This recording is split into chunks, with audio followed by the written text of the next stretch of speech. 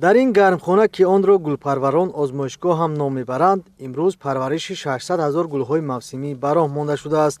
کارمندان کارخانه دولتی کوهبزرگکنی و گلپروری شهر خوجند همه روزه به پرورش این گلها که مجموعاً 4 نموده است مشغول گردیده نقشه دارند. روزهای نزدیک این مقدار گلها را در 4800 متر مربع گرمخانه های پیش بینی شده نگاه و بینش را به راه مانند. یکی از سمت‌های اساسی فعالیت این کارخانه گلپروری بوده. امسال در عموم پرورش تا 1 میلیون دانه گلها به نقشه گرفته شده است. با مقصد استقبال جشن‌های فرخنده و وسعت کارهای آبادانی و سازندگی سال روان در نظر است که در شهر خوجند بیش از 2 میلیون گلهای موسمی و آرایشی شنانده می شود. در برابر پرورش گلهای موسمی در کارخانه دولتی کوهبزرگکنی و گلپروری شهر خوجند پرورش گل صدبرگ با اصول قلمچه به راه مانده شده. گلپروران ثمره فعالیتشان را می‌خواهند در موسم نو سبز و خرمگردانی نشان دهند. امسال در گرمخانه من نمره 1 هست که ما در اینجا 600,000 گل‌های بخمل گل، تگیس، پیتونیا و تاج خروس پرورش کرده استادیم. بعد این هم تو که این از ما که شنونده شدیم پیکراف کنیم جویش خالی میشود. دویم پارچه گل رو میشونیم که این 3 ماه دوام میکند گلها. بعد تیار شدن گلها ما اینها رو به خیابان‌های شهر خوجند همش شنونده میشود. در لابراتوار 4 کس کار میکنند. بیش از وی برای پیکراف کردن، برای به قوطی‌ها خاک انداختن در عین حال 45 نفر از آنها کار میکنند. در برابر چنین مؤسسه‌های دولتی در شهر و ناحیه‌های ولایت سوخت خواجگی‌های دهقانی و شخصان انفرادی هم به گلپروری مشغول گردیده از این حساب منفعت اقتصادی به دست می‌آورند. بنا به اطلاع مسئولین سرریاست کشاورزی ولایت سوخت میدان چنین گرمخانه‌ها که سمت فعالیتشان به پرورش گل روانه شده است نزدیک 6 گکتار را در بر می‌گیرد. به گفته مسئولین حالا در شهر و ناحیه‌ها به مسئله وسیع نمودن میدان گرمخانه‌ها برای پرورش گل توجه بیشتر روانه شده است.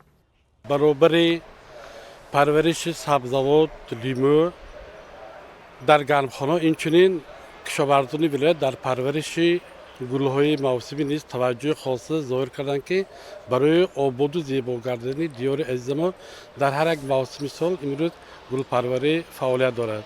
ناگفته نماند که در میخواست شهر و ناحیه‌های ولایت شهرهای اسفره، پنجکن، خوجند، بوستان، گلستان، ناحیه باوجان، غفور و شهر استراشان در گرمخانه‌های دائمی عمل کننده و موسمی در میدان 53 گکتار گل‌های موسمی پرورش یافته ایستاده است. گلپروری که از گذشته به ما میراث مانده است یکی از سمت‌های مهم برای آباد و زیبا نمودن کوچه و خیابان و موضع‌های استراحتی و فراغتی به شمار می‌رود. با تاکید متخصصان ساحه هر سال در شهر و ناحیه‌های ولایت سوخت وابسته به موسم نوی گل‌های آرایشی مرجانگل، پیتونیا، وربنا، تگیس، صدبرگ، یوز و غیره برای آرایش همچنین زیبا و نظربان نمودن کوچه و خیابان‌ها استفاده می‌شود. با نظرداشت زیاد بودن طلبات به گل‌های موسمی و آرایشی گلپروران ولایت سوخت سال‌های اخیر در سمت مطابق نمودن گل‌ها به اقلیم محل و با اصول‌های نو پرورش گل‌ها را برآ مانده به دستاوردهای بیشتر نائل گردند. با تاکید گلپروران در صورت استفاده اقتدارهای موجوده احتیاجات برای واردات گل از خارج کشور از بین می‌رود. 2-3 سال است به مردم برای خیابان‌ها، برای باغ‌ها، برای گلگشت‌ها ما تجربه کرده شنونده آموخته کردیم که حاضر یک چند نموده گل‌های زیبای با حاصلش شروع هم عمرش درازتر پیشنهاد کرده تیار کرده استیم از ما. طبق معلومات مسئولین ساحه سال روان در شهر و ناحیه‌های ولایت سوخت شناندن بیش از 10 میلیون و 600 هزار گل‌های آرایشی و موسمی به نقشه گرفته شده است. گفته می شود که 80-90 درصد احتیاجات به گل‌های موسمی را گلپروران ولایت سوخت تامین می‌کنند. می توان گفت که گلپروری چون در گذشته امروز هم مهمیت خود را نگاه داشته است.